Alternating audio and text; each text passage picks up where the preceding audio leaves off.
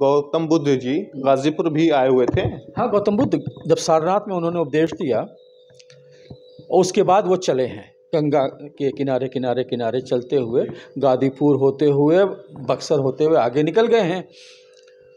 तो गाजीपुर के अंदर सारनाथ से जब चले हैं तो औड़ियार के पास एक जगह है मसोनडीह के अंदर उन्होंने 7 दिन तक वो रहे हैं। 7 दिन रुक करके उस वक्त का जो समाज था उपदेश दिया है। तो हमारे लिए एक बहुत बड़ी उपलब्धि थी कि इसके बारे में और जानकारी हासिल की जाए। हम तो खाली सारनाथ को जानते थे कि उसको तथागत कहते हैं, वो आए थे वहाँ पे, फिर वहाँ से यहाँ आए। तो हमारे लिए ये बड़ा, जैसे कहा जाए, एक अच्छा सब्जेक्ट था कि गाजीपुर में मतलब गौतम बुद्ध के चरण पैर पड़े जी। तो लिहाजा हमने इसके ऊपर काम करना शुरू कर दिया। तो हमको हेवन सॉन्ग की जो यात्रा वृत्तांत है, उसका ट्रैवल सफ़रनामा जो है, वो हमको पढ़ने को मिला सबसे पहले।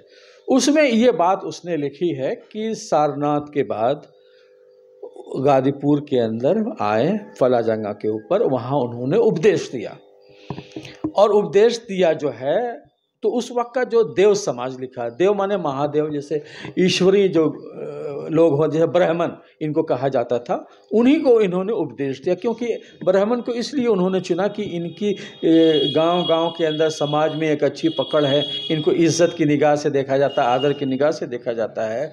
लिहाजा इनको अगर हम अपनी बात पहुंचा दें, अपना हम पैगाम पहुंचा दें, तो गांव में तक पहुंचने के लिए बहुत आसानी रहेगी। उस वक्त जो था ना, उस वक्त हीन हयान समाज जैसे कहा जाए, अभी बुद्ध को भगवान नहीं माना गया था, बल्कि ये था कि कल्पना ये थी कि ईश्वर बस एक है जी। तो उन्होंने वही उपदेश दिया था। बाद में महायान जब प्रवर्तक समाज बना तो उन्हीं को ईश्वर मान लिया, लेकिन जब वो उनका जो मेन मकसद था कि ईश्वर एक है, इसी की उपासना चाहिए, करना चाहिए, सब बराबर हैं, कोई ऊंच नीच समाज में नहीं है, ना कोई बरादरी है, ना कोई वर्ण है।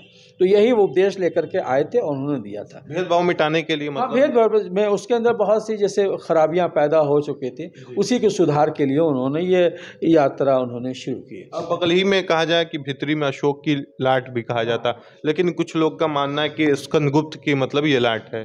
देखिए, स्कंदगुप्त का उसके ऊपर शिलालेख है और ये शिलालेख बहुत माने रखता है, बहुत इम्पॉर्टेंट है कि भारतवर्ष का ये अकेला है अछूता ये आपके टैबलेट है उसके अंदर, संस्कृत के अंदर। ये 3 कारणों से बहुत इम्पॉर्टेंट है।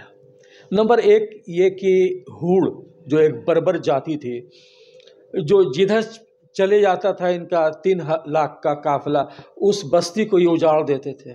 उस भयंकर, जैसे कहा जाए, इनसे युद्ध हुआ है स्कंदगुप्त से, उसको परास्त किया है, उस सेना को परास्त किया है और उसमें खुद घायल हुए हैं और बहुत लोग मारे भी गए हैं। लेकिन उसका खात्मा इन्होंने ही किया है, स्कंदगुप्त ने, क्योंकि वो ऐसी बर्बर कौम थी कि वो निर्दयी थी एकदम, जैसे बस्ती की बस्ती को वो कत्लेआम कर देते थे, गर्दन काट दिया करते थे। तो उस वेग को, उस सेना को स्कंदगुप्त ने बड़ी बहादुरी से उन पे विजय प्राप्त की है। तो वो भी विजय गाथा उसके अंदर लिखी हुई है कि कैसे हूणों को इन्होंने परास्त किया। नंबर 1 बात। दूसरा इसमें ये है कि ये वंशावली इनकी है इसमें, इससे पहले के जितने हैं, जूनागढ़ का भी है, इनकी लाट है, वहाँ भी परस्तर स्तंभ है। तो इसके अंदर वंशावली दी है कि इनके पिता कौन है, इनके पिता कौन है, इनके पिता कौन है, इनकी माता कौन है। तीसरा जो चीज़ जो है उसके अंदर जो बहुत इम्पॉर्टेंट है, उसमें नाम दिए हुए हैं। ये सबसे बड़ी इम्पॉर्टेंट चीज़ है। लाट का मतलब ये होता, स्तंभ कहीं भी लगता है, मान लें कि ये हमारे शासन का क्षेत्र में है, ये ऐलान होती थी, ऐलान होती थी कि ये हमारे, लाट का मतलब होता कि हमारा जो है, हमारी सीमा यहाँ से यहाँ तक है, इसलिए वो लाट लगवाई जाती थी। देखा जाए अगर तो परस्तर स्तंभ, जैसे अन्य इतिहासकारों ने लिखा है कि ये अशोक स्तंभ है, लोगों ने लिखा है कि इलाहाबाद का और भितरी का, ये दोनों स्तंभ ओरिजिनल मूल जो है वो अशोक स्तंभ है। उसके ऊपर ये शिलालेख जो है अलंकृत है।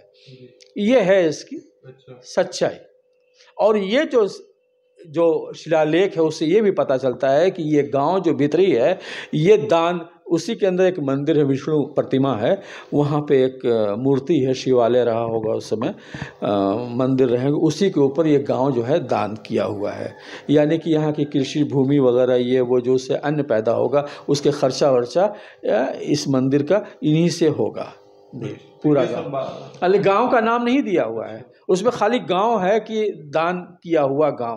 कौन गांव है ये उसमें नहीं नाम लिखा हुआ है। ये जो आप किताबें हैं आपकी उसमें लिखी गई है ये सब मैंने उसमें अपनी किताबों में लिखा है। किताब मतलब कोई लेना चाहता हो तो कहाँ से जैसे आसानी से मिल जाएगी मार्केट में?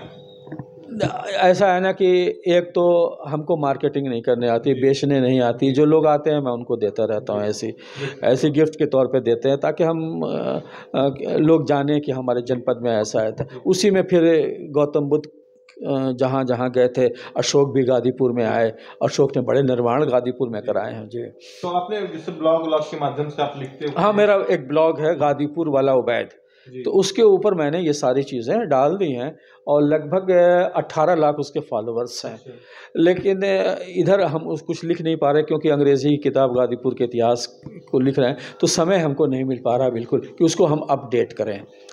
तो चलिए दोस्तों, आज हमारे बीच उत्तर प्रदेश के सबसे मशहूर इतिहासकार उबैदुर रहमान साहब थे जिन्होंने अपना कीमती समय दिया। फिर नेक्स्ट वीडियो के साथ फिर मिलेंगे। धन्यवाद।